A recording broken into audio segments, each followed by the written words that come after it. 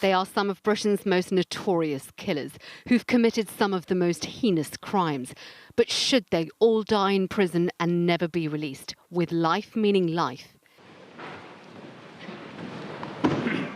That's the central question being considered by some of the country's most senior judges in a landmark hearing today in a major review of whole life orders.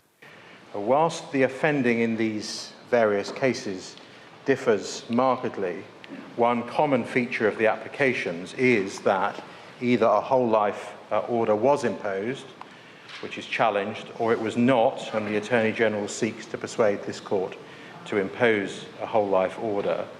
Wayne Couzens is one of those challenging his prison term, which says he should never be released from jail for the murder of Sarah Everard.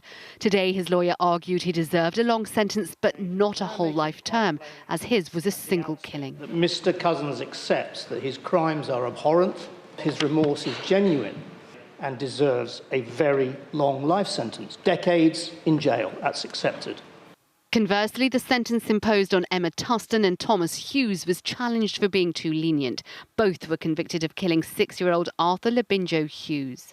We'll be advised whether courts are perhaps escalating the sentence, giving higher sentences than they used to in the past, or maybe acting too leniently and not giving out these whole life orders when they should. This guideline that we're expecting will help trial judges to decide when to pass the most severe sentence in a murder case. This is one of the most important hearings in recent years, in which 5 of the top judges in England and Wales will consider the law around whole life orders and when life should mean life, and how to strike the balance between punishment that is fair and the expectations of victims, families and the public. The judges will deliver their ruling at a later date. Sejal Karia, ITV News.